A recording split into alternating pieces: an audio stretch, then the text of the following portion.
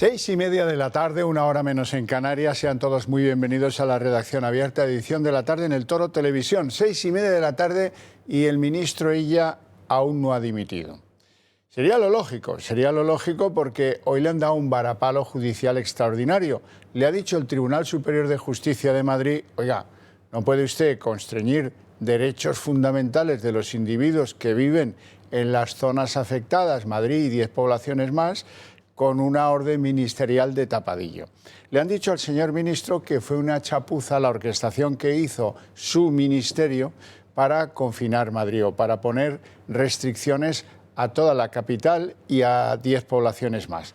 Eso se hizo en una orden o mediante una orden del Ministerio de Sanidad que se amparaba en la Ley de Calidad de la Sanidad Pública.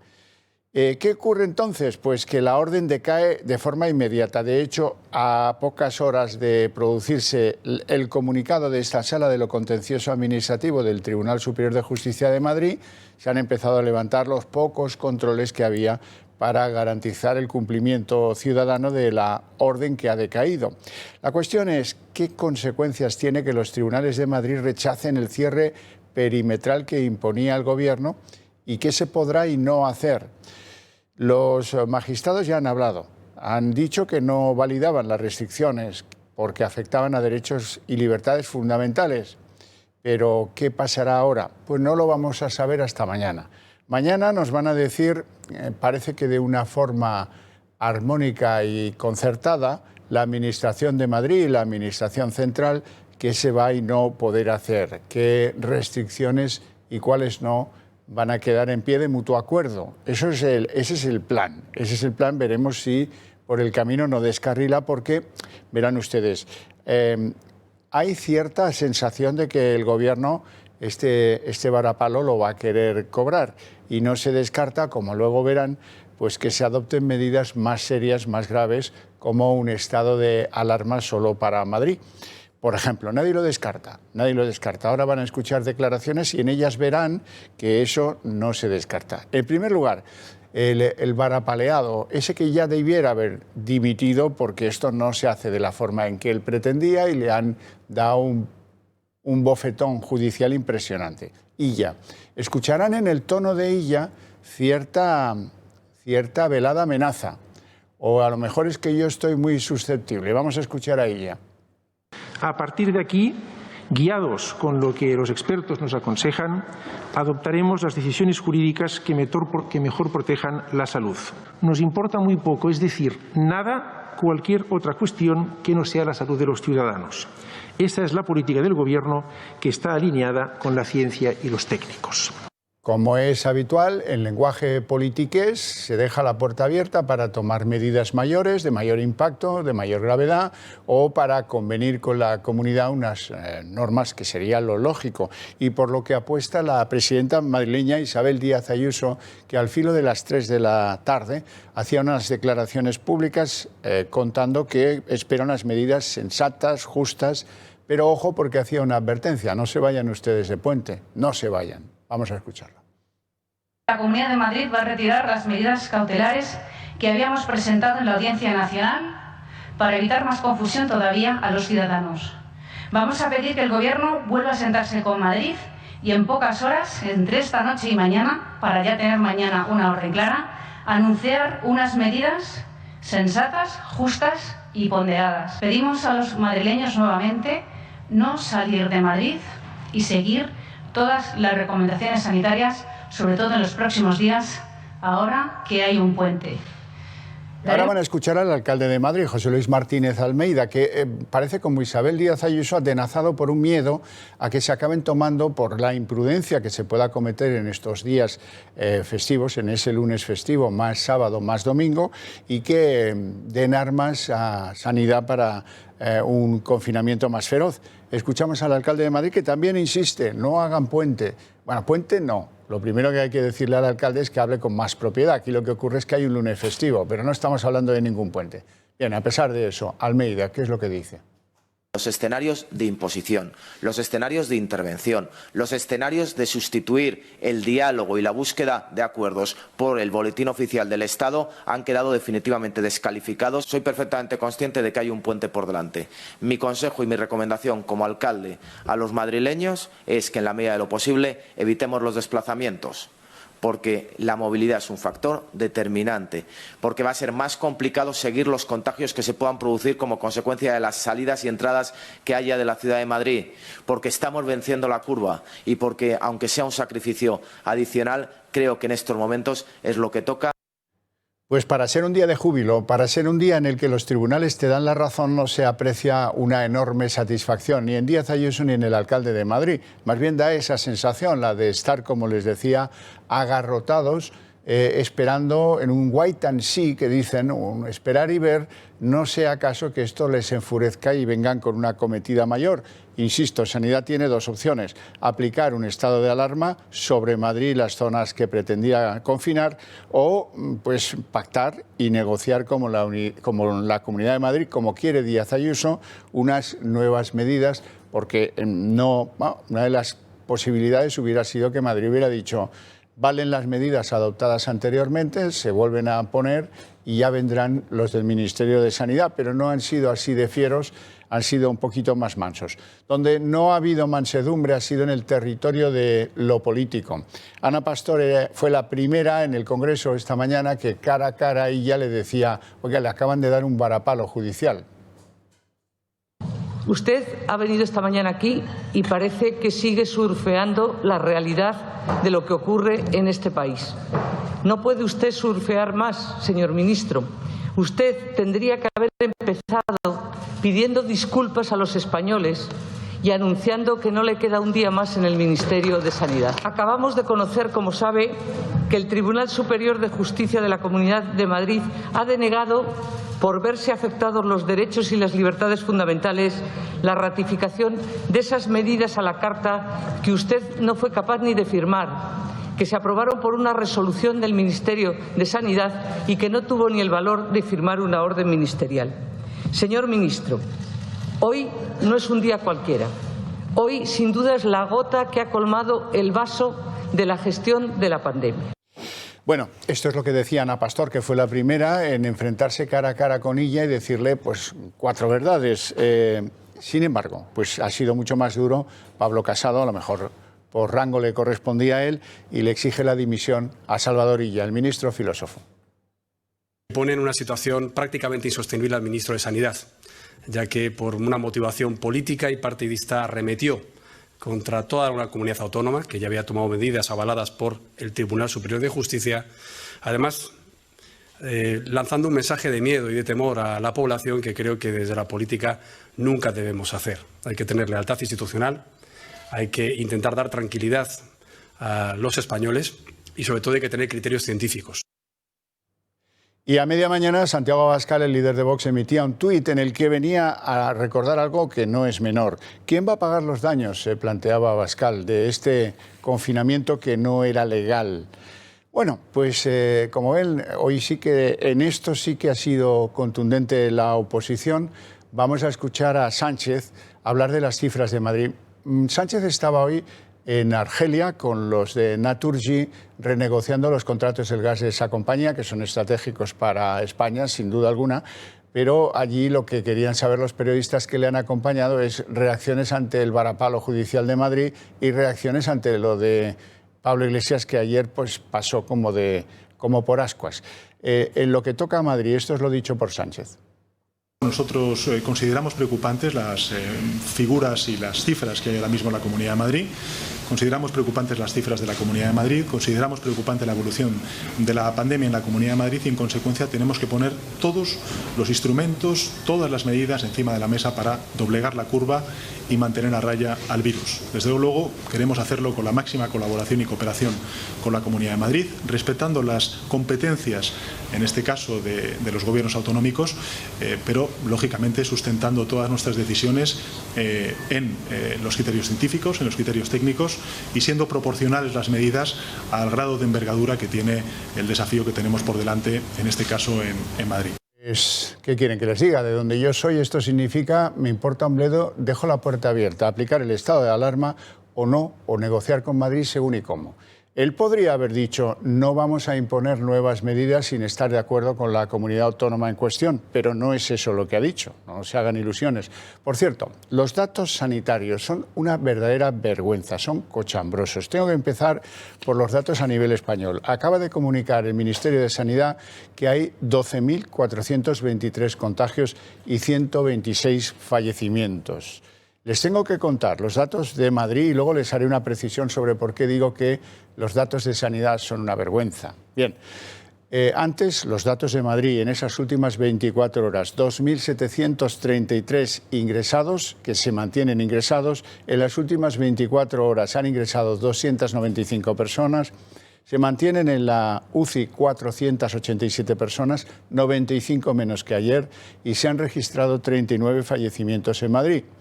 Comparen ustedes la cifra global, 126, con la cifra de fallecidos en Madrid, 39. Por cierto, 11 menos que en el día de ayer. Y ahora vamos a los sorprendentes datos del Ministerio del filósofo Illa. Incidencia acumulada en Madrid, según datos oficiales, insisto, del Ministerio de Sanidad. Pues miren, el día 6 de octubre el Ministerio comunicaba 586 por 100.000. Esa es la incidencia acumulada, siempre se mide por 100.000 habitantes. Sorprendentemente, ayer, 7 de octubre, esto subía a 710. 710, pues no cuadra con lo que está dando Madrid para nada. Y hoy, a lo mejor fruto de la sentencia de la Sala Constitucional del Tribunal de Justicia madrileño, hoy ha habido un acomodo estadístico muy sorprendente y muy llamativo. Hoy resulta que le han dado al freno. Y como le han dado al freno, hoy tenemos 591 casos, que está muy mal, que son muchísimos, sobre 100.000 habitantes. Bueno, pues ayer debió ser un día muy raro. No se corresponde con la serie. Sí se corresponde lo de hace 2 días, 586 con 591, pero ese 710 de ayer, que es sorprendente y que sospechoso, viene a resultar. Bueno, ahí lo dejo. No se fíen de los datos de sanidad porque a veces no sé quién los calcula, no sé cómo se calculan, pero desde luego son completamente ilógicos. Y antes tengo que contarles, antes de superar el trance de lo de Madrid, tengo que contarles una decisión del Tribunal Supremo también bastante sorprendente. Bien es cierto que depende de la sala contenciosa, de nuevo, como en el caso del Tribunal Superior de Justicia de Madrid. Esta sala ha aceptado un recurso por unanimidad, un recurso que planteaba, por cierto, la Confederación Estatal de Sindicatos Médicos, CESM. Bueno, lo que el Supremo da por bueno al aceptar el recurso es que, óigame, aquí lo que sucedió es que los sanitarios carecían, lo que ya sabemos, que carecían del material preciso para atender sus funciones sin peligro, sin riesgo. Esto lo da por bueno el Tribunal Supremo, el mismo Tribunal Supremo que tiene una fiscalía que no ha dejado paso a 21 querellas que les presentaron familiares, agrupados, sindicatos, partidos políticos, asociaciones, en fin, lo que ustedes quieran. Pretendían diferentes delitos o presuntos delitos, pretendían y argumentaban diferentes cosas, pero el fiscal Luis Navajas tuvo a bien en una autoescoba liquidar las 21 de un plumazo. Bueno, pues esas son las contradicciones que nos plantea la justicia en España.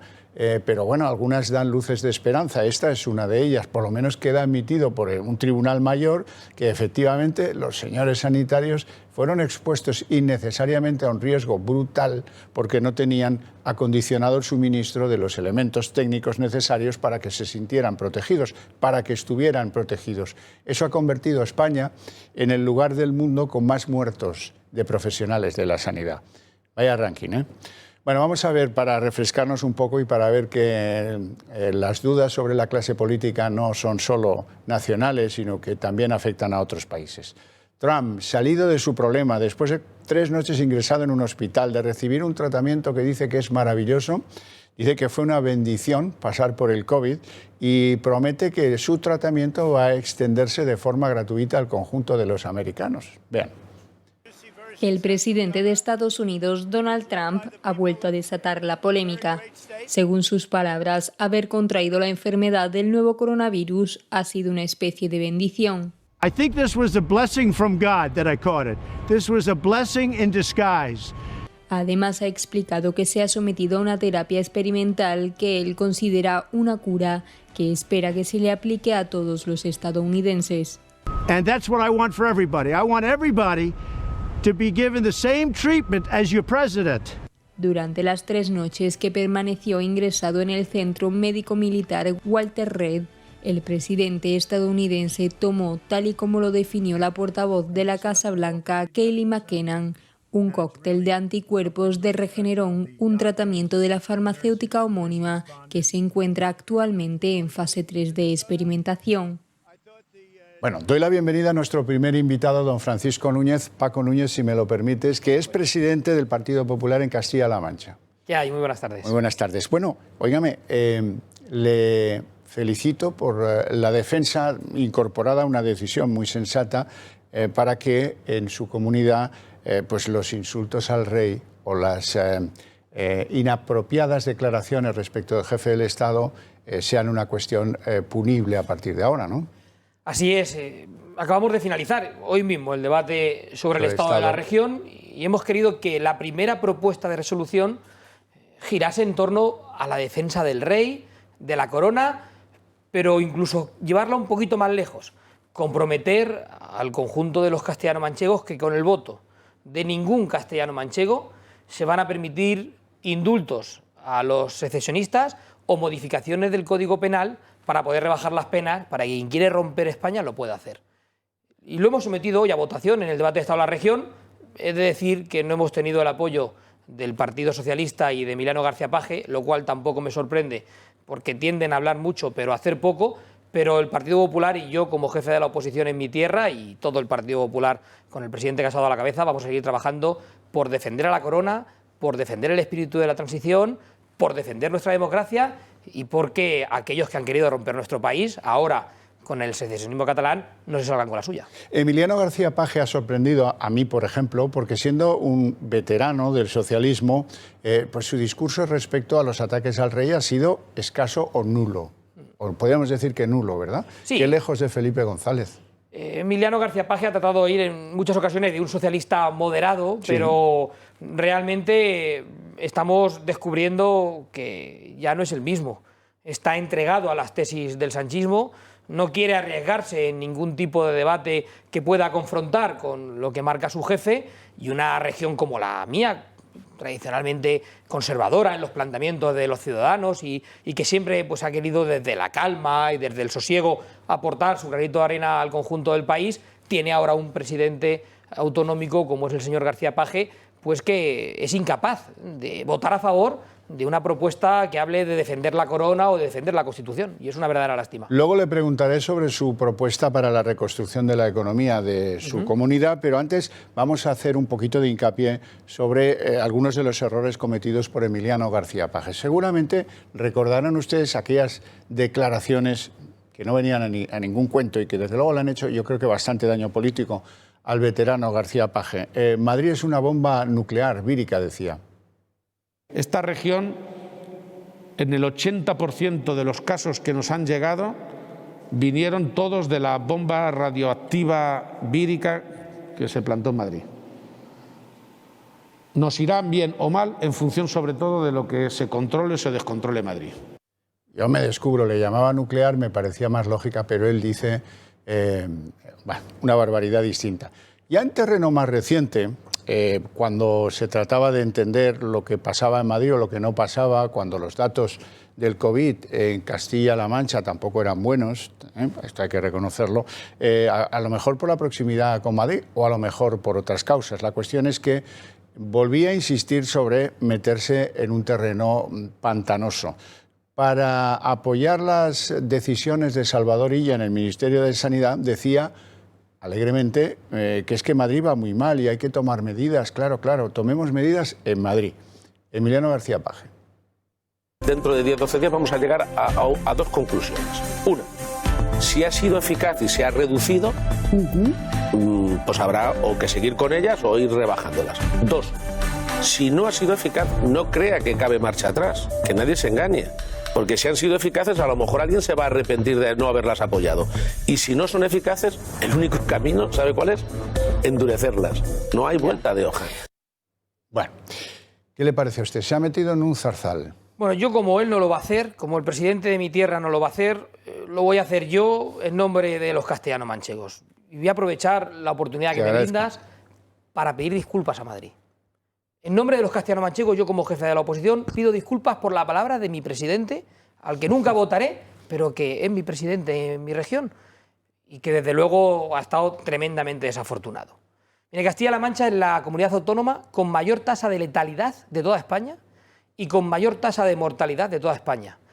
Y la que más mortalidad tiene de esta oculta, de la que están destapando los jueces que realmente hay un número de fallecidos que no se corresponde con el que dan las comunidades autónomas ni el Ministerio. Decías ahora que los datos que están dando en Madrid no cuadraban. En Castilla-La Mancha, la mortalidad que da el Gobierno dista un 206% de la mortalidad que da el juzgado. Un 200,6%. El Gobierno está hablando en mi tierra de más de 3.340 muertos y los jueces están hablando en mi tierra de más de 6.000 muertos. Por lo tanto, yo creo que el presidente de Castilla-La Mancha tendría que estar preocupado de lo que pasa en Castilla-La Mancha. Insisto, la mayor tasa de letalidad de toda España y la mayor tasa de mortalidad de toda España.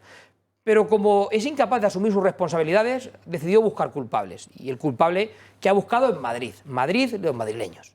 Es cierto que cerca de 300.000 castellano-manchegos van y vienen a diario a Madrid. La mayoría de ellos, ¿sabe a qué? A trabajar, porque no tienen oportunidades en Castilla-La Mancha. Y porque gracias a la Comunidad de Madrid tienen una oportunidad de empleo. Y el presidente de Castilla-La Mancha tendría que preguntarse por qué tienen que salir nuestros paisanos a la comunidad vecina a trabajar. Pero yo ni siquiera entro en eso. Somos un gran país que es España. Y la frontera territorial no puede ser un elemento de distorsión y de confrontación.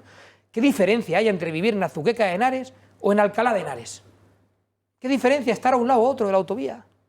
Sí. Por lo tanto, hay que colaborar, hay que trabajar juntos. De nada vale luego buscar reuniones para tratar de acercar posturas cuando va a un medio de comunicación, como hizo Emiliano García Paje, a insultar de esa forma a los madrileños. A nosotros no nos pilla de susto. De los maestros dijo que eran unos vagos que querían 15 días de vacaciones un 12 de marzo. De los médicos dijo que se dedicaran a trabajar en lugar de a grabar en vídeo en las urgencias saturadas de los hospitales. De los mayores que viven en la residencia de mayores, dijo Emiliano García Paje que eran gente no válida, que ni bailaba ni cantaba por las noches y que se iba a morir igual. De los alcaldes dijo que era gente que no tenía nada que hacer en esta pandemia y que con cerrar parques tenían bastante. Por faltar al respeto, faltó al respeto Emiliano García Paje incluso a los muertos, de los que dijo literalmente, y lo digo con pena, dijo Emiliano García Paje en plena pandemia: ¿qué más da los que estén muriendo? Ya echaremos la cuenta. Cuando el Tribunal Superior de Justicia de Castilla-La Mancha le reconocía que las muertes estaban muy por encima de lo que decía el Gobierno. Ese es el presidente de esta tierra, el que está faltando al respeto de tantísima gente y también a Madrid. Y yo creo que un presidente de un gobierno autonómico lo que tendría es que estar trabajando en proteger a su gente. Hoy se manifestaban los sanitarios del Hospital Virgen de la Salud de Toledo, esta misma mañana, pidiendo medios para la salud pública en Castilla-La Mancha. Yo creo que hay que colaborar con el resto de autonomías. Claro. Y termino con un solo dato más. Porque hay una gran diferencia entre la gestión que ha hecho la presidenta Díaz Ayuso y el Gobierno de la Comunidad de Madrid de la pandemia y la que ha hecho Emiliano García Paje. Un dato muy significante. En Madrid, en plena pandemia, se habilitó el IFEMA como un hospital de campaña. Hoy, el mayor hospital de Europa sigue cerrado, después de haber sido preinaugurado, sigue cerrado por la soberbia de un presidente que no lo quiere abrir. Está en Toledo y el presidente que no lo abre es Emiliano García Paje. Alguien se puede explicar, pero no solo para dar servicio a Castilla-La Mancha de los castellano-manchegos, para ofrecerlo al conjunto del país, que tengamos el hospital más grande de Europa terminado, que en el mes de febrero el propio Emiliano García Paje hizo una preinauguración y anunció, bueno, en estas cosas que hace Emiliano García Paje, la presencia del rey de España para inaugurar el hospital en primavera.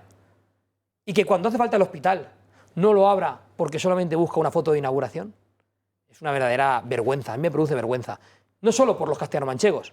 Si uno tiene el mayor hospital de España listo para inaugurarlo en primavera, lo tendría que haber abierto el primer día de pandemia y ponerlo a disposición del conjunto de las autonomías de nuestro país para salvar vidas. Es absolutamente lógico. Una reflexión. Resulta que sobre Emiliano García Paje, volviendo pasos atrás, ¿quién va a resultar más perjudicado en lo económico de un cierre que hace que los madrileños no puedan salir de fin de semana, hacer turismo, ir a comer o a visitar tantas y tantas cosas que se pueden ir a visitar a tu tierra?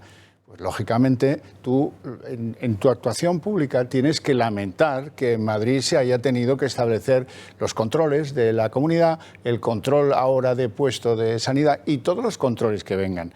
Yo, como vengo de una tierra muy castigada en eso de sus gobernantes, que soy catalán, pues resulta que a veces no son solo los nacionalistas los que producen el desencuentro entre comunidades autónomas, también son otros. Y cuando yo llegué aquí, recuerdo que me contaban en la sanidad madrileña que tenían una derivación de pacientes de Castilla-La Mancha de unos 50.000 al año. Pues yo nunca oí aquí en Madrid un reproche de, oye, ¿estos por qué nos derivan? Bueno, y son seguramente los casos más caros, más complicados. Bueno, Madrid entiende que tiene una musculatura sanitaria que permite absorberlos y se han absorbido toda la vida sin el mayor reproche, sin el mayor desencuentro. Eso hay que recordarlo porque, claro, es que a Paje parece que se le ha olvidado. Eso tiene que ser lo normal. El ciudadano tiene que recibir los servicios públicos que le corresponden y que se merece.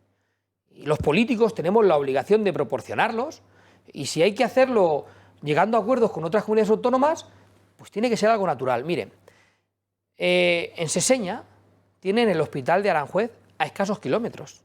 No tiene sentido desplazar a una persona a la otra punta de la provincia cuando tiene un hospital a escasos kilómetros. La Comunidad Valenciana tiene lugares donde hay hospitales de referencia de Albacete, por ejemplo, el de mi ciudad, el de Almansa, que cubre toda una parte de la Comunidad Valenciana, como tiene que ser, con relativa normalidad. En Madrid, donde más se acusa, los dos corredores, tanto el de la Sagra como el de Lenares, tiene una vinculación estrechísima con Madrid. Y por lo tanto un convenio sanitario con la Comunidad de Madrid es fundamental para que el ciudadano de Castilla-La Mancha pueda ser atendido en la Comunidad Autónoma de Madrid.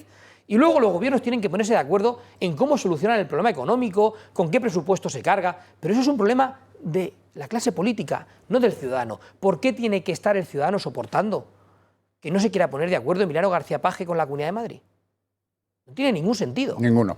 Vamos con sus propuestas para la reconstrucción económica de Castilla-La Mancha. Nosotros hemos presentado en el día de ayer un programa un plan de rescate para empresa y familia en Castilla-La Mancha. Básicamente lo que estamos planteando es que ahora que tenemos que presentar proyectos a los fondos europeos y que tenemos que decidir en qué vamos a destinar el dinero que llega de Europa y que creemos que tiene que ser productivo, lo que estamos planteando es, al igual que hace unos años se hizo un rescate a la banca para evitar que cayera la economía del país, ahora toca hacer un rescate a la familia y a la empresa. Hay empresas viables que como consecuencia del coronavirus no pueden llegar a final de mes. Hostelería, turismo, vendedores ambulantes, feriantes, los ganaderos de toros de lidia, que no han vendido un toro en todo el verano. Pero esas empresas son viables, pero no pueden trabajar como consecuencia del coronavirus. Hay muchas más. Estamos hablando de autónomos y de pequeña y mediana empresa y de empresa familiar. Que la crisis hace que tengan una capacidad más débil que otras empresas de mayor tamaño para llevar la caída de ingresos como consecuencia del cese de la actividad. Y lo que planteamos es que haya una serie de medidas económicas específicas para que esas empresas no caigan. Porque cuando cierra una librería de un pueblo, de una ciudad de Castilla-La Mancha, pues no solo es la familia que regenta la librería la que se va al desempleo, también el empleado o los empleados que puedan tener. Y esos empleados hay que tenerles mantenidos durante un tiempo por un subsidio de desempleo. Bueno, pues lo que estamos planteando es que en lugar de tener que pagar subsidios de desempleo, seamos capaces de pagar cuotas de autónomos, reducir cuotas en la seguridad social, dar ayudas para el alquiler o la hipoteca que tiene mensualmente como gasto fijo ese local comercial, ese autónomo o esa pequeña y mediana empresa, o aplicar bajadas de impuestos que en nuestra tierra se siguen pagando, como el de sucesiones y donaciones, que en Castilla-La Mancha sigue siendo un impuesto carísimo, cosa que no sucede afortunadamente con el gobierno del Partido Popular en la Comunidad de Madrid. Eso es lo que podríamos llamar apuntalar. Efectivamente. Lo que no queremos es que cierre una empresa, porque una empresa que cierra porque no puede trabajar como consecuencia del coronavirus es una empresa que ya no puede volver a abrir. Son unas personas que van al desempleo unas personas a las que hay que luego reconvertir para un proyecto de vida laboral que no siempre es fácil, sobre todo cuando se hace en una edad avanzada, cuando tienes 50, 55 años, la reinserción en el mercado laboral es muy complicada. Vamos a evitar que vayan al desempleo, vamos a ayudarles a que tengan un mantenimiento de la actividad económica. ¿Cuántos bares? ¿Cuántos restaurantes? ¿Cuántos hoteles? No pueden tener clientes sencillamente porque no hay movilidad y no hay actividad económica. Vamos a evitar que cierren, vamos a ayudarles económicamente con ayudas directas y con reducción del pago de impuestos o de cuota de autónomos y con ayudas directas para el pago de alquileres y para el pago de hipotecas, pero también con paquetes como la ampliación de la carencia de los créditos ICO, la reducción de ciertos tipos impositivos en esta materia. Vamos a evitar que cierren. Es fundamental evitar que las empresas que sean viables, regentadas por familias, por pequeños empresarios o por autónomos, es fundamental evitar que cierren porque no tengan ingresos. Hay que ayudarles a que puedan mantener abierto su negocio y hay que compensar esa caída de ingresos con ayudas directas o con reducción de impuestos. Porque conforme vaya remitiendo la pandemia y conforme vayamos ganando desde el punto de vista sanitario la guerra al coronavirus, volverán a tener viabilidad empresarial si siguen vivas. Pero si ha cerrado una empresa, si ha cerrado un hotel, ¿cuántos hoteles hemos visto cerrados en la anterior crisis que nunca más han vuelto a abrir? Es lo que estamos buscando que no nos suceda en Castilla-La Mancha. Y por eso hemos planteado un plan de rescate a la empresa y a la familia con ayudas directas a estos colectivos, que va a ser, desde luego, el proyecto más importante que desde el Partido Popular vamos a presentar para los fondos europeos en nuestra comunidad autónoma. Paco Núñez, presidente del Partido Popular en Castilla-La Mancha. Un placer tenerte en el programa. Gracias por tus opiniones y buen viaje de vuelta. Muchísimas gracias, un placer. Muchísimas gracias. Vamos a publicidad.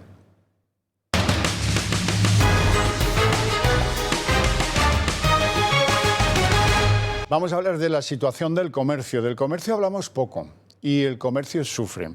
Y ahora, aprovechando que el comercio tiene un nuevo presidente, pues quiero que él nos cuente algunas de sus iniciativas. Don Pedro Campo, presidente de la Confederación Española de Comercio. Muy buenas tardes. Buenas tardes. De estar con todos vosotros. Igual, un placer. Vamos a ver, esto de hoy de que decaiga el confinamiento madrileño debe ser una buena noticia para el comercio, no de Madrid, sino de su entorno o de los lugares donde los madrileños suelen desplazarse y también, ¿por qué no decirlo?, para los comerciantes de Madrid. ¿Cómo lo ve?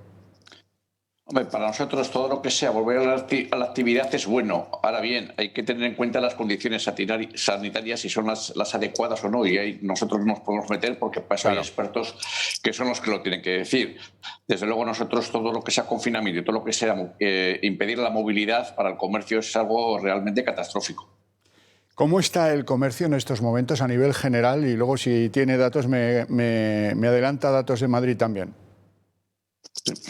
A nivel general, la situación es malísima. Hay distintos comportamientos, lógicamente, según el sitio de España donde estemos hablando. Por ejemplo, en Baleares estamos hablando de una caída de actividad de un 80%. En Canarias, parecido. En todos los sitios de turismo, por decir así, pues prácticamente es que no hay actividad. Llevan 7 meses o llevamos 7 meses sin actividad en el comercio, con lo cual a ver cómo aguantamos esto. En el resto de España, la media de descenso que estamos teniendo en este momento de venta con respecto al año pasado, por estas fechas, es del 50%. Dicho además que el año pasado no estábamos para echar cohetes, estábamos en una situación pues muy floja. El pequeño comercio, el comercio de proximidad, en muchos casos estaba en una situación de supervivencia, es decir, adaptándonos a las nuevas formas de compra de los consumidores y las consumidoras, estábamos adaptándonos a la digitalización, etcétera, y estábamos pues llegando a fin de mes para pagar las 2 o 3 nóminas de los empleados que tenemos en nuestros establecimientos, poder pagar renta y subsistir. Si eso añadimos que estamos a un 50% y si eso añadimos que venimos de un periodo de cierre total de establecimientos en los cuales hemos tenido que pedir créditos, hemos tenido que aplazar pagos, etcétera, etcétera, etcétera, nos encontramos en una situación, como puedes comprobar, pues totalmente anormal y límite. Datos, sí, te voy a dar datos. Nosotros en España representamos aproximadamente, que es lo que hay, 450.000 establecimientos minoristas o de comercio de proximidad. La mayoría autónomos o con distintas tipologías de sociedades, pero siempre en el formato de pequeño comercio. La media de trabajadores es entre 3 y 5 trabajadores en estos establecimientos y las personas ocupadas directamente pues rondan el 1.000.000 de personas que están en nuestros establecimientos trabajando. A esta fecha, en estos momentos, nosotros tenemos más o menos valorado que el 15% de comercios que había en el mes de marzo no han vuelto a abrir o han tenido que cerrar después de abrir con motivo de la situación que tenemos. Y esta situación, me temo y nos estamos temiendo que no va a quedar así en el 15%. Nos tememos que esto se va a incrementar de aquí a fin de año y no digamos nada como esta situación continúe en los mismos parámetros que tenemos ahora el año que viene. O sea que podríamos estar a final de año en un cierre de unos 68.000 comercios. A final de año podemos tener en un parámetro entre un 20 y un 25% de comercios que han cerrado en España. De comercio minorista, me refiero siempre. En términos de empleo, ¿eso cómo se traduce? ¿Qué merma, qué pérdida de empleo va a acusar el sector del comercio? Aproximadamente nosotros entendemos que se pueden perder de orden de 300.000 puestos de trabajo. Y además es que yo de verdad hay cosas que se nos escapan a la lógica normal con la ministra del sector que tenemos. Una de las prioridades que tenemos es mantener las empresas y los puestos de trabajo. Yo creo que eso estamos de acuerdo todos. Yo creo que en este momento es la prioridad, porque eso es lo que al final puede generar con los impuestos recursos económicos a las administraciones. Y eso debe ser la prioridad frente a otras necesidades que pueden ser tan válidas como esta. No lo voy a discutir. Pero en estos momentos, y lo hemos oído además en muchos foros, el salvar empresas y puestos de trabajo debe ser la prioridad número uno. En este gobierno parece que no, que hay otras prioridades antes que esto. Y me remito a un hecho que aconteció hace unas fechas, el tema de los ERTEs. Vamos, no tiene ningún sentido que al comercio y a la hostelería nos querían dejar fuera de los ERTEs. Pero si de las 700 y pico mil personas que hay en ERTEs, aproximadamente 500.000 eran de comercio y de hostelería. ¿Pero qué se pensaba? Que el comercio y la hostelería que la hostelería además, fíjate qué situación tiene. Podemos readmitir a los trabajadores en la situación que tenemos. Eso nos iba a llevar ineludiblemente a preconcursos de acreedores, a cierre de empresas. Y estos ERTEs iban a pasar a ERES. Y menos mal que tuvimos la postura dura, por decir así, intransigente, porque no había otra fórmula de COI y CEPIME, que formamos parte de ellos. Y el presidente Antonio Garamendi, además, lo tengo que decir públicamente, ahí se mostró inflexible. Conmigo estuvo hablando durante la tarde anterior y la misma noche, pues el acuerdo se llegó a altas horas de la madrugada y nos dijo textualmente que si comercio y hostelería no daban el ok al acuerdo, que no se iba a firmar. Bueno, dígame una cosa, ¿en qué consiste esa propuesta suya de los bonos de compra? Perdón, te oigo muy mal. ¿En qué consiste su propuesta de los bonos de compra? Vamos a ver, los bonos de compra, los tickets de compra son campañas que nos parecen bien, que son para incentivar el consumo. Esto en las instituciones, pues normalmente ponen un dinero, es decir, el consumidor coge un ticket por 50 euros y solamente abona 40 y los otros 10 euros los pone la administración pública. Eso es básicamente eso, es decir, con incentivo económico, pues ayudar a que el consumidor pues haga compras. Y yo creo que esto sí es bueno y es interesante por dos motivos. Primero, la semana pasada en la Junta Directiva de COE, el gobernador del Banco de España dijo que hay un dato muy significativo, que se está incrementando el ahorro familiar, es decir, que el consumidor, las personas, están ahorrando más que antes. ¿Qué quiere decir? Pues que hay mucha incertidumbre y que hay mucho miedo. Que la gente, las familias, la unidad familiar está consumiendo lo imprescindible, no lo necesario. Y esto realmente para el comercio y para la actividad económica que represento es un auténtico mazazo. Y hay que hacer campañas de este tipo y de concienciación para que la rueda no se pare, porque es que al final nosotros es un sector, pero es que nosotros también luego damos trabajo a la logística, al transporte, que nos la mercancía, los productos, al fabricante, etcétera. En fin, es una rueda que yo creo que el consumidor tiene que ser consciente que no podemos parar, que independientemente de las condiciones sanitarias que tenemos y que van a ser duras y económicas, pues que tenemos que ayudar a que sobrevivan el mayor número de sectores y de empresas posibles. Ese bono de compra, ¿cuál es su recorrido? ¿Lo han planteado ustedes? ¿Qué les dicen cuando plantean esa opción? Sí, bueno, hay algunas comunidades que ya lo están poniendo en marcha a través de sus gobiernos autonómicos. El tema que nos esgrimen aquí es fundamentalmente que las competencias en materia de comercio interior son de las autonomías. Eso es lo que permanentemente nos dicen desde el Ministerio. No obstante, ayer creo que se presentó una propuesta del Partido Popular por el Grupo Parlamentario en el Congreso de Comercio, en el cual había un plan de rescate y apoyo urgente al comercio minorista. Yo debo decir que en ese plan hemos colaborado con el Grupo Parlamentario del Partido Popular. La verdad es que la sintonía con nosotros es perfecta, es total, a través de Jesús Postigo. Permanentemente está con nosotros pidiéndonos datos, pidiéndonos qué necesitamos, qué no necesitamos, y la verdad tengo que decir que tenemos contacto con casi todos los partidos políticos del Parlamento, excepto con alguno que yo creo que no nos conoce. No lo voy a nombrar, y a veces alguno que está incluso en el gobierno, un partido político, pero ni nos conoce. Pero el resto, pues tenemos unas relaciones más o menos fluidas, pero debo destacar que en este caso el apoyo que estamos teniendo del Partido Popular es digno de mención. Y como digo, ayer presentó un plan de rescate que básicamente y fundamentalmente recoge todas las propuestas que nosotros hemos hecho al Ministerio de Comercio, y si quieres en muy breve 4 o 5 las enumero para que las tengan. Es la prórroga de los ERTEs en donde una situación actual, liquidez, necesitamos liquidez, no créditos, porque créditos ya tenemos y no los podemos pagar, necesitamos liquidez, necesitamos que se baje temporalmente el IVA. Esto no es nada nuevo, es lo que han hecho países que están en nuestro entorno, a nuestro alrededor. La emisión de campañas de consumo en el comercio de proximidad.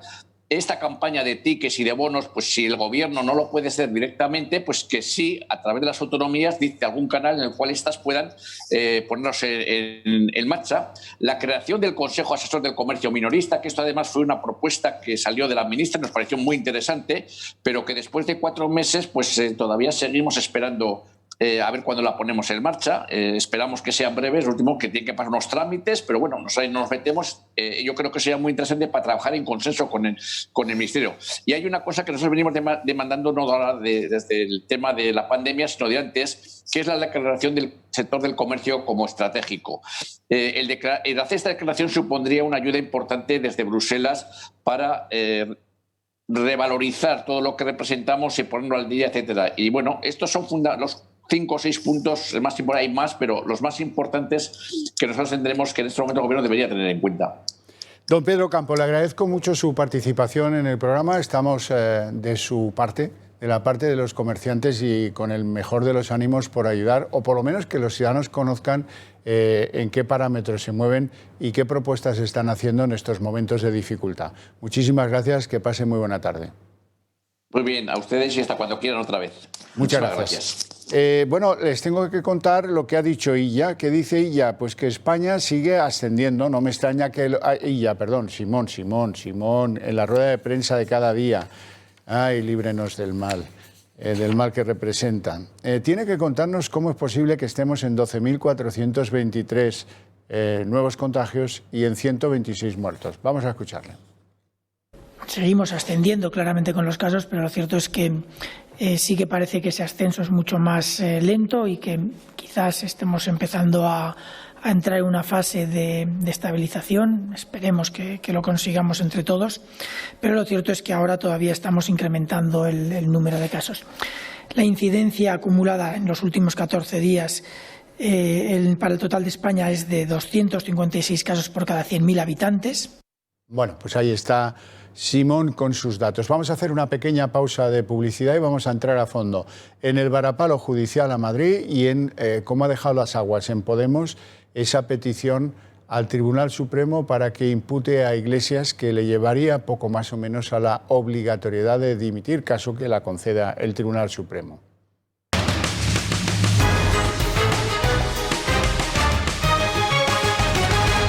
Les presento a nuestros invitados. Hoy tienen el inmenso placer, hoy es un día de jueves estupendo. Le han dado una leche a Illa inconmensurable. Por cierto, son las 7:20 y no ha dimitido, cosa muy extraña. Y luego tenemos que comentar pues todo el morbo que hay detrás de Podemos, donde reina la incertidumbre. Les digo esto como entremés, luego hablaremos explícitamente de ello. La incertidumbre y algo que vamos a cuestionar desde aquí. Las bases de Podemos están en... Esto es un lío de faldas que le está trayendo muchos inconvenientes al partido. No, nada de eso. Esto es una conspiración para engañar a la justicia. y para utilizarlo electoralmente, cometida por la cúpula de Podemos. No es, bueno, puede que haya un pequeño componente del cual ni se habla. Nos interesa la vida íntima sexual o de ligoteo del tal vicepresidente, pues menos que cero. ¿Qué quieren que les diga? Ahora, lo otro sí, y lo otro dice la justicia que ahí pues hay una evidencia de delito, que ya veremos si el Supremo estima o no. Les presento ya, doña María Montero. Muy buenas tardes. Un placer, como siempre. María es periodista en Confilegal y yo creo que la persona que desentrañó las relaciones peligrosas de los abogados de Podemos con los fiscales anticorrupción. Peligrosas y muy discretas, que les ha llevado la situación que tienen ahora, claro, y que estamos en puertas de una imputación a un vicepresidente de gobierno. Ahora iremos, no se me ocurre cosa más grave. Don David Felipe Arranz. Muy buenas tardes, maestro. Hombre de la actualidad política, de la cultura, de tantas y tantas las cosas. Bueno, hay que empezar por la primera alegría, a primera hora de la mañana, el Tribunal Superior de Justicia de Madrid le da bahía, pero con la mano abierta. Los juristas el término mano abierta no lo usan, pero en los pueblos seguro que me entienden todos. Con la mano abierta. Oiga, usted no puede hacer esto de esta manera, o sea, hacer puñetas, rehagan. Se desmontaban los controles, habría una situación un poco sospechosa, y lo digo para abrir el debate. Ni los que han ganado la batalla judicial salían ahí exultantes diciendo volvemos a lo que teníamos y hagan caso, y hagan caso, y hagan caso. Más bien salían como agarrotados, ¿no? Oye, sobre todo no se vayan de puente, no sea que los números el martes vuelven a... Y los otros, muy ladinos, no han dicho si van a imponer un estado de alarma, si van a reforzar o no las medidas sobre Madrid, o si van a negociar, como quiere Isabel Díaz Ayuso, unas medidas pactadas, las que convengan, y se disuelva el problema de relación entre las dos administraciones. El varapalo ahí ya, ese es el titular de hoy, sin duda alguna. Algunos motivos, algunas razones que se añaden hoy a lo que pretendía el Gobierno, las explicaba Isabel Díaz Ayuso en la Asamblea de Madrid. Nos quieren arruinar, decía. De hecho, esta misma semana, por ejemplo, después de las nuevas medidas de confinamiento, las reservas en hoteles se han hundido durante el fin de semana pasado y todavía más ahora en el puente. O, por ejemplo, el turismo, que estaba destinado a la Sierra Norte, igual, cuando era su principal fuente de ingresos. Se han arruinado todos los establecimientos que están fuera de estas zonas, que han sido excesivamente, a mi juicio, confinadas y que no se han regido bajo un criterio técnico consensuado.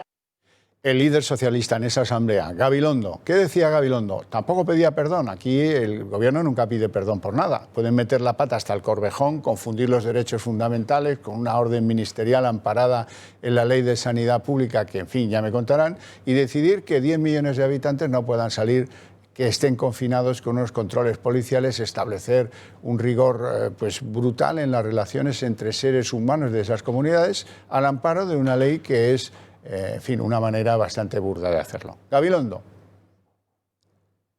Señora presidenta, su inicial decisión de restringir la movilidad y la actividad incidió especialmente en determinados distritos y barrios más modestos, en zonas con alta densidad de población que utilizan prioritariamente el transporte público.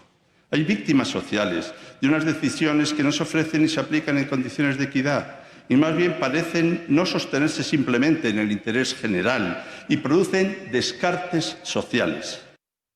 Y Rocío Monasterio. ¿Qué decía Rocío Monasterio, la líder de Vox en Madrid? Desde luego este grupo parlamentario no está dispuesto a resignarse frente a las políticas de Sánchez, que ya sabemos que lo que lidera es la Champions League en la negligencia para combatir al virus chino. Nos ha llevado a las peores cifras del mundo. Y usted no se puede resignar ni agachar la cabeza frente a las políticas de Sánchez. Claro, aquí hay muchos madrileños que dicen, hombre, pues suéltense la melena, si han ganado en los tribunales, suéltense la melena, pero hay mucho miedo, parece. Don David Felipe Arranz. Lo explicabas muy bien al principio, esa expresión de incertidumbre, de no asertiva precisamente. De hecho, el Tribunal Superior de Justicia de Madrid, que ahora dice que estas medidas precisamente colisionarían, harían una injerencia en los derechos fundamentales de los ciudadanos a la libre circulación. Resulta que precisamente, y esta es la paradoja, son los que impusieron en determinadas áreas de Madrid el confinamiento. Los razonamientos que hacen los jueces ahora, que son 8 magistrados, dicen que, bueno, ha cambiado el escenario. No lo sé, no lo sé si ha cambiado mucho o ha empeorado. Pero lo cierto es que, y yo creo, amigos, que la ciudadanía está totalmente perpleja. O sea, no saben si irse de puente, quedarse aquí porque se le va a comer el coronavirus, tomarse un tinto porque a las 11 están cerrando los bares, quedarse... Uy, y decía hoy el régimen, dice, usted ya que pida la última comida a las 10 de la noche, no se pase, porque a las 11 tiene que irse a su casa. O sea, y luego lo hemos comentado en tu programa. ¿Qué pasa? Que el virus por la noche contagia, pero por el día no. O sea, por el día te puedes tomar un vino y por la noche vete a casa que no te contagia. Mira, de verdad, y tiene razón Isabel Díaz Ayuso.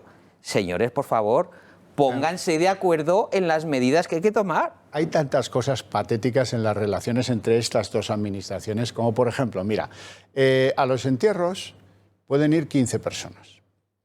Y la Comunidad de Madrid dice, bueno, pero no me cuenten al oficiante. No sé dónde estamos, ni a dónde vamos a llegar, ni aún, todavía menos, qué es lo que vamos a cenar hoy.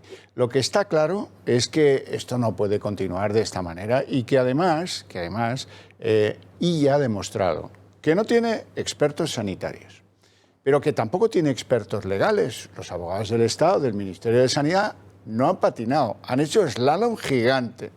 El gobierno del Estado tiene una tropa absolutamente capaz que ha ganado sus oposiciones para decirle al señor ministro lo que para que deben decir. Déjalo que se estrelle solo. Yo se lo agradezco porque así lo vemos todos.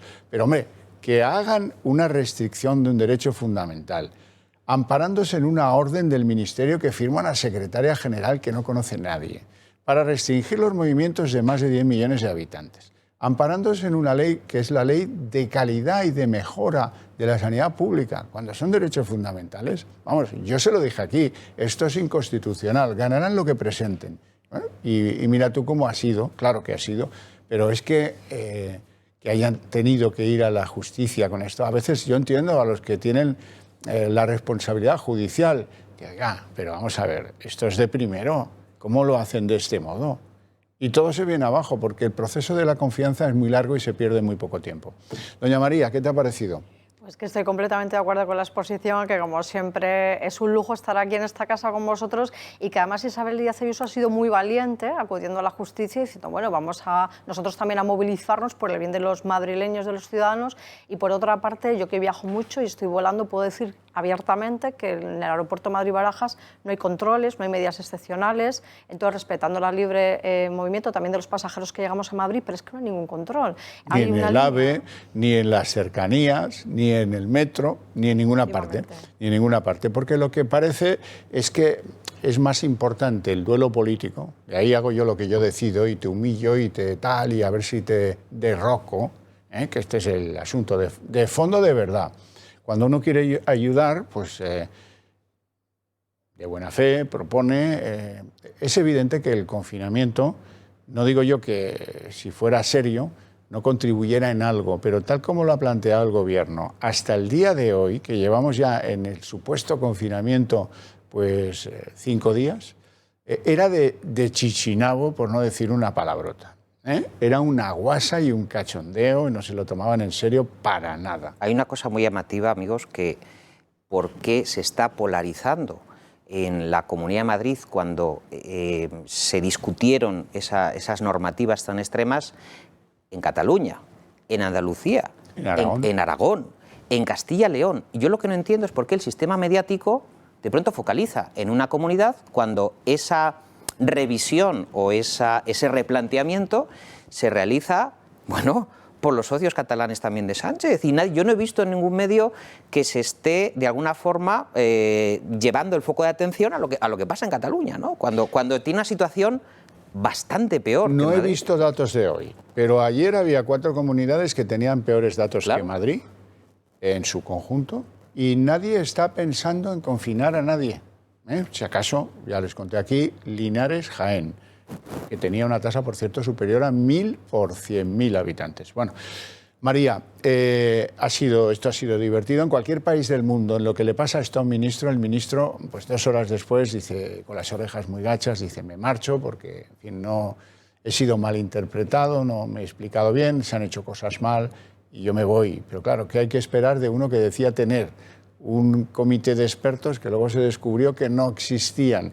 A uno al que le damos toques en la carita con los datos que presenta, como lo que les enseñé antes, del promedio de incidencia acumulada en Madrid, que ayer tuvo un pico que nadie se explica, pero claro, es que son las cifras que da Sanidad y ahí ni te metas. Yo he llamado para preguntar, oiga, ¿me puede contar alguien cómo evalúan esto? Porque no entiendo el pico. Ayer teníamos, vamos a poner otra vez el gráfico ese, el gráfico que explica que hemos pasado en solo 3 días, según los datos oficiales del Ministerio de Sanidad, yo no me invento, no tengo capacidad para inventarme ese tipo de cosas. Según los datos oficiales del Ministerio de Sanidad, ahí lo tienen. Resulta que el día 6, anteayer, teníamos 586. Resulta que hubo un picazo ayer pasando a 710. Y alguien dice, te has pasado, pero como dice el cursi de campo, te has pasado 6 montañas. Bueno, y hoy volvemos a una cosa que sí encaja con lo de anteayer, pero para nada encaja con lo de ayer, siendo que además pues, es evidente que se reduce día a día el número de muertos, es evidente que se reduce el número de hospitalizados, aunque no todo lo que nos gustaría, y es evidente que también se reduce el número de gente en la UCI, cosa que preocupa mucho en Madrid, pero no preocupa en Navarra o no preocupa en otras comunidades. Esto es impresionante. Sí, de hecho, por ejemplo, Asturias, yo lo pondría de ejemplo, cómo están funcionando allí, que además es un alcalde del Partido Popular, el de Oviedo, cómo está funcionando, ¿no?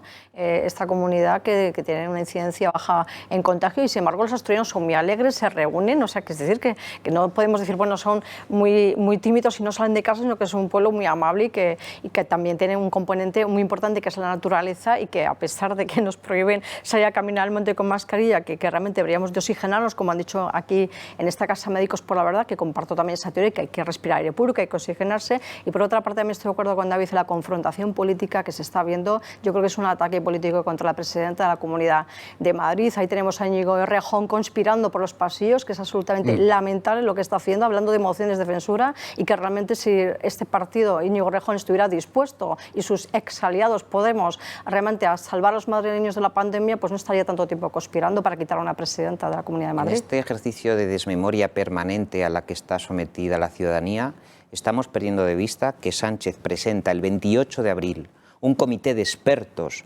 formado por representantes de la ciencia, organizaciones gubernamentales que prometieron, es que está publicado, es que son expertos que se contratan, una serie de informes para la desescalada y cuidar de la ciudadanía. Como decía Jorge Manrique, ubi sunt.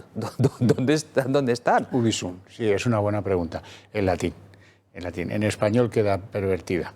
Bueno, lo primero que tengo que contarles, porque entramos ya en el asunto Podemos, con enorme alegría. Lo primero que tienen que conocer es que el juez que ha elevado al Supremo la propuesta para que pidan suplicatorio a las Cortes, el juez García Castellón, de la Audiencia Nacional, está sufriendo amenazas de muerte. Esto no es la primera vez que pasa, a mí me ha recordado, y supongo que a ti, María, igual, lo que denunció Calvente, que se sigue en un juzgado porque denunció que él y su familia estaban sufriendo de las hordas podemitas tan amables y simpáticas, amenazas de muerte. Lo mismo le pasa al juez, y eso que va con escolta todos los días, pero así ha quedado denunciado, y ese es el primer punto que tienen que conocer del drama en Podemos. El segundo asunto, el Tribunal Supremo le pregunta a la Fiscalía si debe investigar a Pablo Iglesias por el caso Dina. Es una pregunta retórica que supongo que Manuel Marchena, el presidente de la Sala Penal, le dirá, pues claro, como con todos, ¿no? Supongo, Si no es que ya de entrada va a tener un trato favorable. Luego está lo del lío de faldas que argumentan las bases en Podemos, y eso hay que echarlo abajo porque de eso nada. Y yo echo de menos, voy a poner a Sánchez. Hoy ha hablado Sánchez, Peter habló, ha costado, Ha costado lo suyo, estaba en Argelia, tal, y ahí lo han apretado hasta que ha dicho algo que no es del todo satisfactorio, porque a mí me hubiera gustado que hubiera usado el mismo lenguaje que usó con el emérito. Con el emérito dijo, su conducta ha producido inquietudes y mucha perturbación. Pues anda que la de su colega de gobierno Iglesias no, Bueno, sin embargo, el contenido Sánchez ha dicho lo que sigue ahora.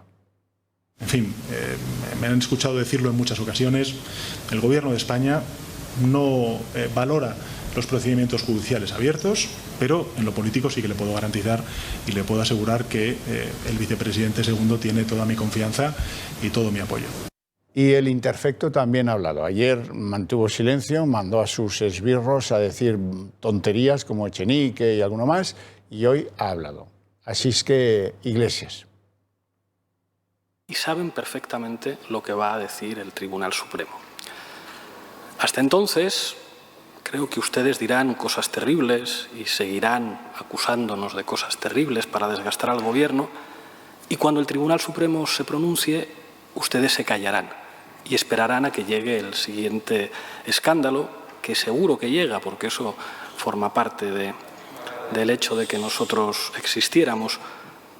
Pero creo que ustedes son conscientes de que lo que estoy diciendo es cierto.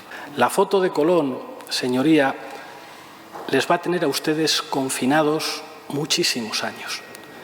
En este país ustedes saben perfectamente que a nivel estatal, si no se ilegalizan formaciones políticas, es electoralmente casi inviable que ustedes vuelvan al Consejo de Ministros. Tengan ustedes la decencia de no gritar desde la bancada cuando un vicepresidente está en el uso de la palabra. Eso y unas declaraciones en la radio catalana RAC-Q en la que ha aprovechado, poniéndose medio místico, para embarrar el terreno de juego, para decir que el juez como que no es de fiar, porque mira tú qué casualidad que está investigando también lo de la operación Kitchen, y mira tú, resulta que también es el del emérito, y mira, ¿y qué? ¿Qué tiene que ver eso con tu actitud en tu partido, tomando como líder de ese partido decisiones que quien mejor lo conoce es doña María Montero? Pues realmente no deja de sorprenderme, sinceramente lo digo, la desfachatez política que tiene en esta Cámara, que es que no rinde cuentas. Si lo tuviera tan claro, él mismo voluntariamente en la Cámara pues diría, bueno, pues esto es lo que ha pasado y que la ciudadanía esté tranquila, aunque no le creamos, que desde luego yo no le creo en absoluto, y creo que millones de españoles le han demostrado claramente que no creen en él y en las urnas se ha visto. Ahora hay una cosa, el juez García Castellón lo está haciendo muy bien y tiene sentido que eleve esta petición al Supremo de investigación. ¿Por qué? Porque cuando el Supremo le devuelve a la Audiencia Nacional el expediente, le dice no, tiene que mantener la condición de perjudicado, está claro que el juez García Castellón se lo tiene que devolver nuevamente al Tribunal Supremo y ahora le pide que investigue, porque en ese momento, claro, el Supremo no tenía valoraciones, ningún expediente donde se viera que era culpable o que había cometido una serie de delitos. Pero el juez Castellón, al pedir ahora que investigue delitos concretos como revelación de secretos, como es daños informáticos, no le queda más remedio al Supremo, ahora sí que está en el disparadero judicial de abrir esta investigación. Y sobre todo tratar de engañar a la justicia. Efectivamente, porque aquí se desmonta, habrá lío de faldas o no entre la abogada Marta Flor y el fiscal Estampa. Eso es otra película paralela que tenemos aquí. Pero está claro que había un intento de defraudar a la justicia, de mentir en sala judicial, de crear una trama política acusando al excomisario Villarejo, implicando medio de comunicación como Que Diario, todo para vender una imagen para unas elecciones generales. Es decir, es un auténtico bochorno en este país. Evidentemente, por su código que han ido cambiando en Podemos, debería dimitir, igual que su secretario de organización, Alberto Podemos, el tinerfeño, que también está procesado en el Tribunal Supremo por atacar a un policía cuando el exministro Wert visitaba la Catedral de la Laguna. Otro que tampoco dimite. Con juicio abierto. Efectivamente, con juicio abierto. Y tampoco dimite. Sí, eso es que se pasan por el arco del triunfo todo lo que tienen en su código ético. Eso es verdad. Sin embargo, la reacción de Iglesias hoy y la de Sánchez. Me sorprende la actitud desafiante de los dos de los representantes máximos de este país, en una situación muy comprometedora, sobre todo para uno de ellos, que de nuevo la soberbia, que es uno de los pecados capitales del presidente Sánchez y de Pablo Iglesias, en una situación donde cualquiera de la ciudadanía estaría tragando saliva e incluso teniendo una posición mucho más suave y discreta, estalla no solamente en el titular que da, ni como mera hipótesis concibo que vaya a haber una imputación, es decir, él está en la mente de los jueces del Tribunal Supremo, sino que además anuncia que se va a mantener en el poder durante 12 años. Es decir, Rapel a su lado es un principiante. O sea, este hombre, primero, el futuro que tenía era creador de tramas sexuales, a Calvente le adjudica una trama de acoso sexual, él parece ser, presuntamente, vamos a ser prudentes, se inventa otra trama sexual donde hay fotografías comprometedoras de esta muchacha, donde ya se sabe que es el tema del cotarro, que está la mujer en posiciones poco favorecedoras o desnuda, etcétera, etcétera. Todo eso hay que pensar que se gesta en Podemos. O sea, que todo esto, es decir, señores, a ver, que el sexo está bien, el sexo, todos disfrutamos con el sexo, pero no puede ser una obsesión como herramienta política y además espionaje político, tramas y subtramas. Yo los veo un poco obscenos en ese sentido, Javier. Sexo, sexo, sexo, sexo. Bueno, el problema es que no respetan las instituciones, no respetan las convenciones de una pequeña burguesía, que es lo que deben pensar que es este país, y por lo tanto ellos han venido aquí a alcanzar los cielos, como decían, y para eso vale todo. Y así ha sido y así sigue siendo, porque maneja a Dina Busselham, primero dice que es una secretaria, ella dice que es una asistente, que la quería proteger porque era una niña, pero no le entrega la memoria del móvil hasta no sabe, dice el magistrado, si hasta 34 meses después. Eso es apropiarse de algo. Debe ser como un perista, porque si a él se la dan en la creencia de que la pareja que sale ahí es él y su pareja estable, bueno, por decirlo en términos podemitas, cuando él descubre y se lo dice a Antonio Asensio, no, esta no es mi pareja, esta es una empleada, ¿no? Debe decirle. La cuestión es que tú coges la tarjeta, se la entregas a Dina Busselham y que la pueda ver, que luego cuando se la entregan no se puede ver. Es un poco una historia absolutamente delirante de uno que se cree que con él no va la cosa, que él puede hacer lo que le venga en gana. Sí, parece una historia de cine negro. Además hay que destacar que nosotros lo publicamos en Confilegal, que José Manuel Calvente incluso apuntaba a que presuntamente, vamos a dejarlo presuntamente todavía porque se está investigando y espero que el Supremo aquí sea contundente y abra la investigación que corresponde, se podía haber recreado la pieza Dina que no existía, y es porque Marta Flor presuntamente habría... la abogada de Podemos. La abogada de Podemos, efectivamente personada como acusación popular por el partido del vicepresidente del Gobierno, habría pretendidamente ofrecido la denuncia de ese robo del teléfono a la ex asesora a los fiscales anticorrupción Estampa y Serrano, y de ahí, un mes después, es cuando García Castellón incoa esa denuncia al atestado de la policía para crear la pieza Dina, que es la pieza número 10. Es decir, esto no existía, está en un juzgado de primera instancia, ha habido un robo de un teléfono como si nos hubieran robado a nosotros. Hasta ahí llegamos todos.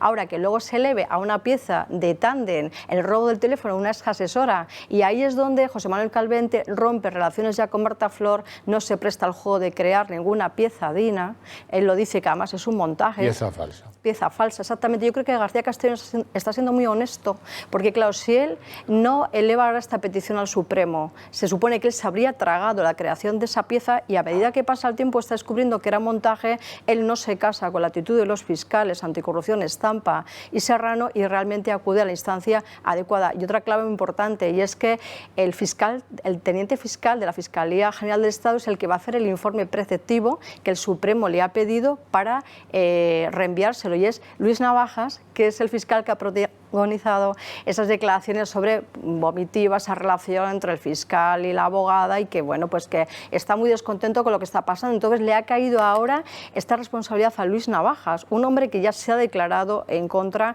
de la actitud de Estampa y que incluso piensa que habría que retirarle del caso. Bueno, lo que digan los fiscales aquí puede tener el apoyo o no de la Sala. La Sala es una sala muy solvente que preside Manuel Marchena, y yo creo que bastante consciente de que aquí el Supremo se juega el bigote, no el de Luis Navajas, no, el del Supremo. Según lo que no haga o lo que haga el Supremo, la credibilidad del tribunal está en sus manos. Poco más o menos esto es así. Ahora, sigue habiendo gente que le apoya, algunos de forma sorprendente. Por ejemplo, Quim Torra. ¿Pero quién es Quim Torra? Sí, Quim Torra es uno que le debe favores a Iglesias, y como se los debe, a pesar de que ya no es presidente de nada, porque ha sido inhabilitado, considera que esto es un atropello lo que le están haciendo a mi amiguito. Hombre, por Dios, esto demuestra Bueno, claro, arrima las cosas a su sardina y dice que esto lo que demuestra es que la justicia española siempre actúa de parte y siempre actúa incorrecta y siempre actúa sometida a oscuros poderes, que es la tesis central. Hay dos tesis en Podemos. ¿Cómo se han tomado esto? Lo primero, esto es un lío de faldas que nos perjudica. Lo segundo, los poderes oscuros.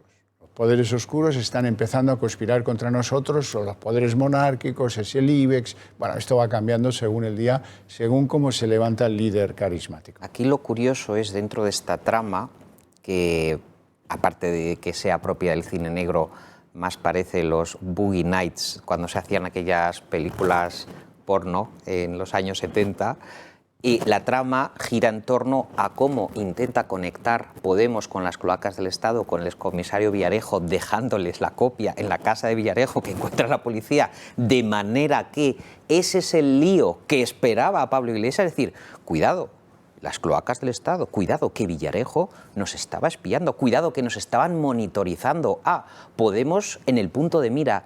Eso es lo que le ha salido mal, es decir, el que juega con fuego se quema. Estaban jugando con asuntos muy graves y en este caso no ha podido convencer a un tipo tan inteligente como el juez Manuel García Castellón de un montaje tremebundo, ya digo, propio de una película mala de cine S, de las que se rodaban en Torremolinos. Y la señorita Busselham, que como ahora trabaja y vive de un medio que le han creado ad hoc, un medio digital para que lo dirija, pues que no quiere denunciar a su antiguo jefe, Iglesias, por la revelación de secretos. Y eso pues, probablemente haga decaer uno de los 3 delitos que ahora intuye Manuel García Castellón. Yo no lo sé. Pero también aquí Podemos demostró ser torpe, porque cada vez queda más claro que esta chica, alguien la puso cerca de Iglesias, y Iglesias picó. ¿No tienes esa impresión?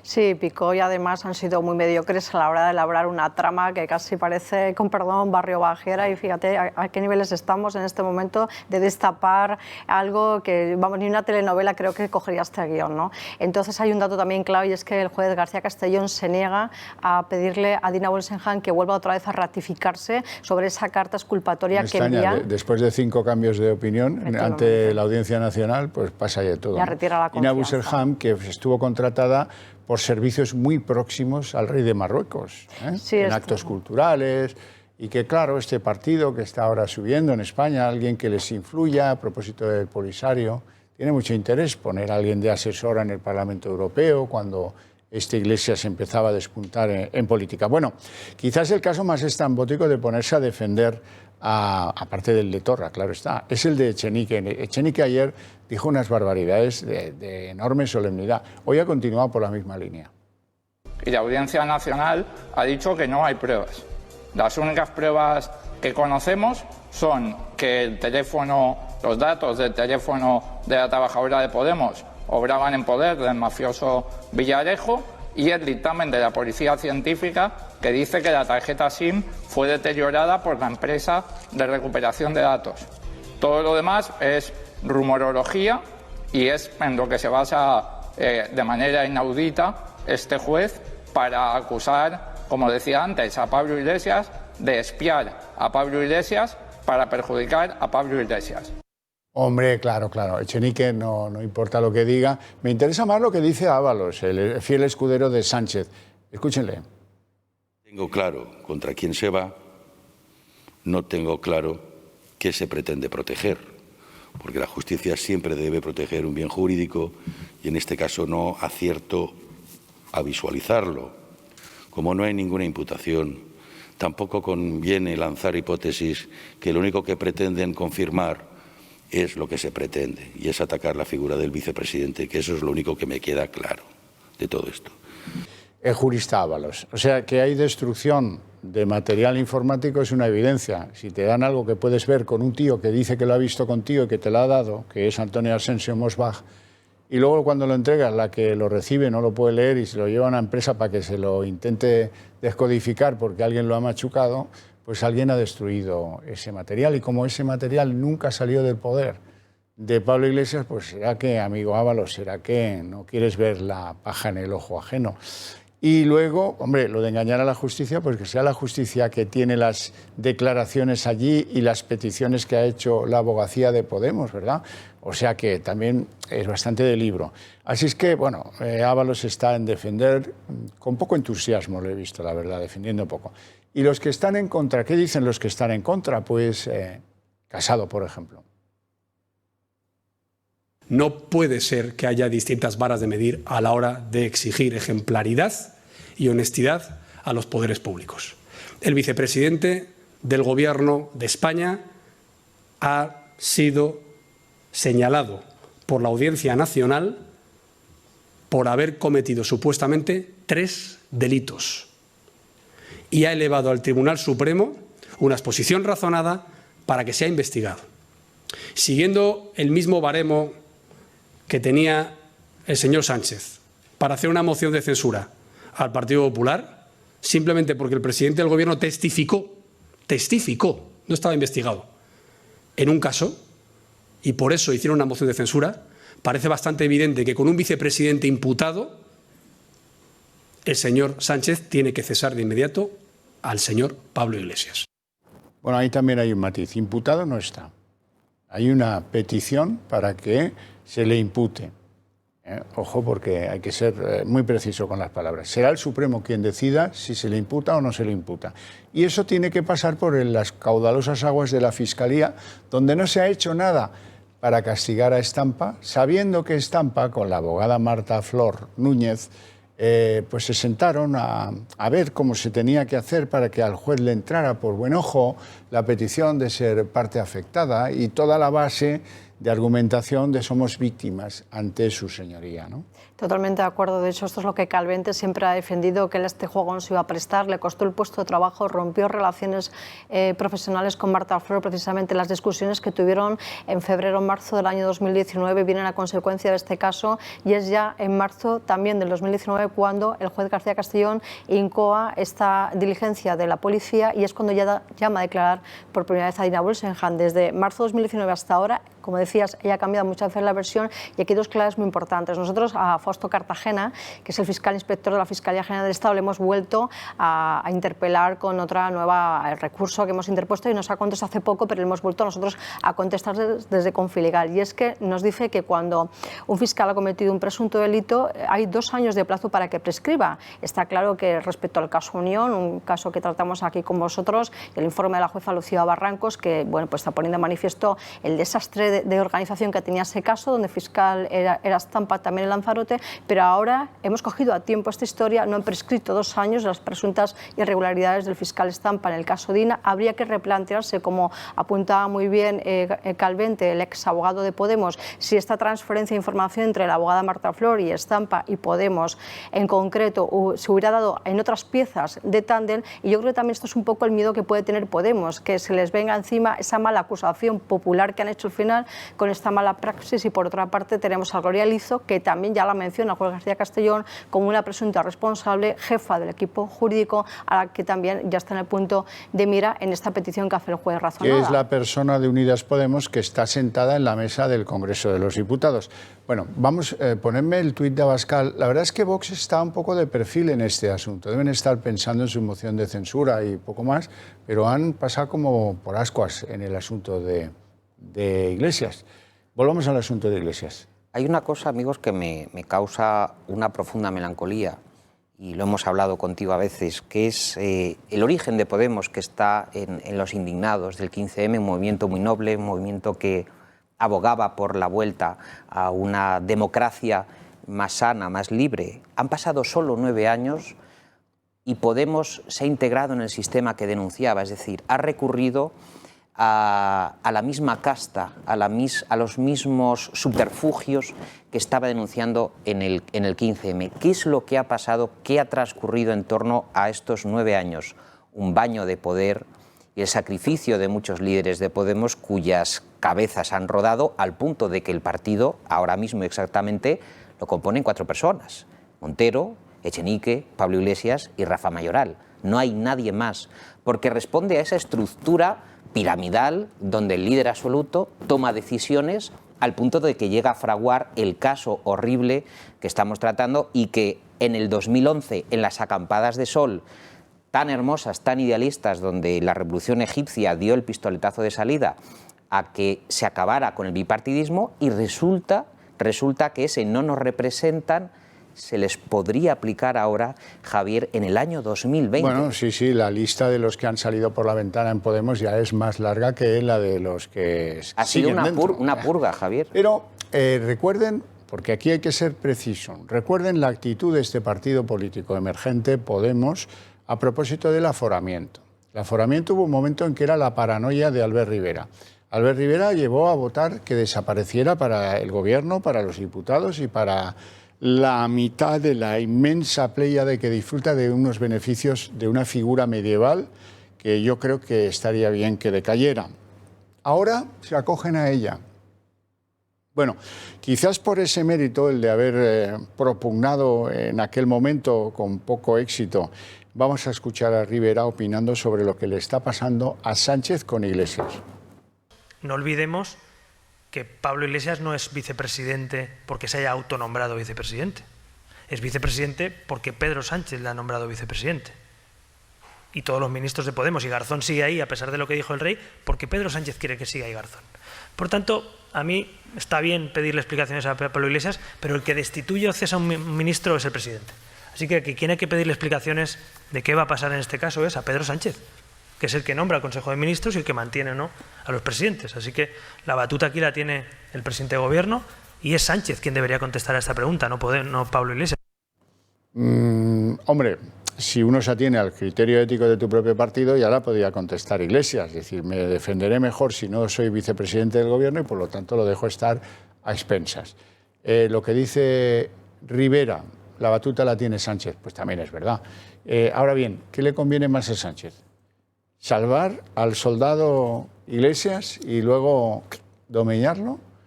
¿O dejarlo caer y que sea la justicia la que determine? Bueno, eso es impensable, porque si te has tomado tanto esfuerzo en controlar la Fiscalía General del Estado, las otras fiscalías, la anticorrupción, en fin, lo de la Fiscalía Anticorrupción, en España, vamos a ver, María, eso es el barco del amor.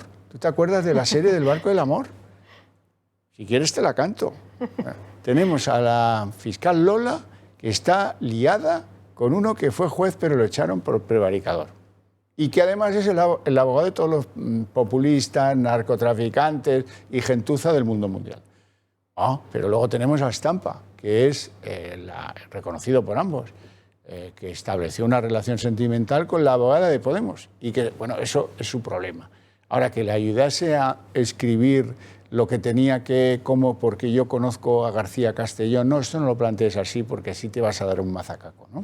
Claro, esa es una de las grandes claves aquí, y que además tanto el abogado de Villarejo en este caso y Vox también, que es acusación popular en el caso Dina, tras las declaraciones de José Manuel Calvente ante la Audiencia Nacional, ante las preguntas no solamente de García Castellón, sino de ellos que son uno defensa de Villarejo y acusación popular Vox, han pedido el volcado íntegro de todos los chats que existan de Podemos en relación a este caso. Por tanto, ahí Calvente sí tiene una obligación moral ya y social con los españoles de llevar toda la información que tenga, y es donde volverán a saltar chispas. Bueno, nos vamos, pero antes, Sanidad Madrid recuerda que hay cosas que siguen en vigor. El cierre de la hostelería a las 11 de la noche, el último cliente a las 10, y el aforo máximo del 50% en el interior y en el exterior de los establecimientos hosteleros. Y ya lo último, como siempre, les recuerdo algo que puede ser muy bueno para sus intereses, sus libertades, sus derechos y el futuro de lo que quieran dejar ustedes a sus herederos.